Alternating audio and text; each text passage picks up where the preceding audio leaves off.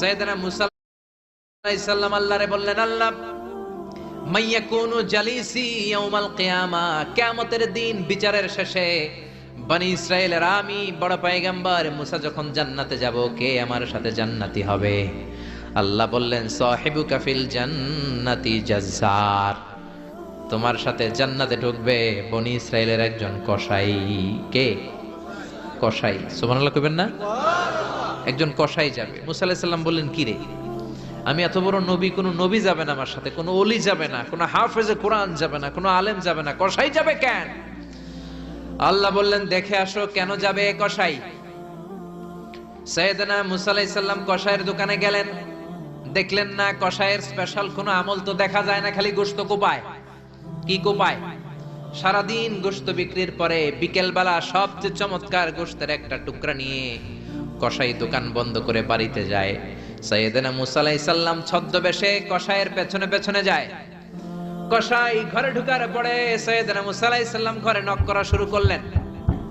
কসাই দরজা খুলে দেওয়ার পর সাইয়েদনা মুসা আলাইহিস সালাম পরিচয় গোপন করে বলে, আমি একজন মুসাফির, আজকে রাতে আপনার ঘরে থাকতে চাই। কসাই বলে, আহলান সাহলান মারহাবান তাইয়্যিবা, আসেন থাকেন, কোনো সমস্যা নাই, পাশের ঘরে বসেন, ওই ঘরে আমার একটু কাজ আছে।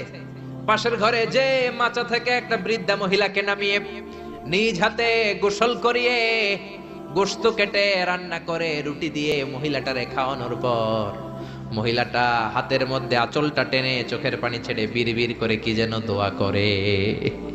সাইয়েদনা মুসা আলাইহিস সালাম শুনতে পেলেন না। ওই মহিলাকে খাওয়ানোর পরে প্লেটের মধ্যে গোশত আর রুটি নিয়ে কসাই যেয়ে বলে, ও ভাই মুসাফির, এই নেন খাবার, রাতের খাবার খেয়ে আপনি ঘুমিয়ে যান, সকালে আপনি যাবেন আপনার পথে, আমি যাব আমার দোকানে। সাইয়েদনা মুসা আলাইহিস সালাম বলে, রাতের খাবার পরে খাবো, আগে বলো ওই মাচার মধ্যে বৃদ্ধা মহিলাটাকে।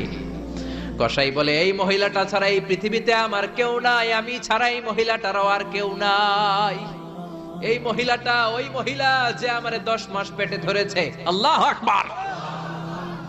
এই মহিলাটা আমার জনম দুঃখিনী মা, মা ছাড়া আমার কেউ নাই, আমিও ছাড়া আমার মায়ের কেউ নাই।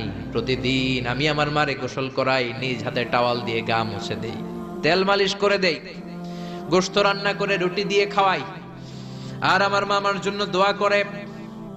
সাইয়েদনা মুসা আলাইহিস সালাম বললেন, বিড়বিড় করে তোমার মা 2 হাত তুলে কি দোয়া করেছে আমারে বলো, আমি তো বুঝলাম না।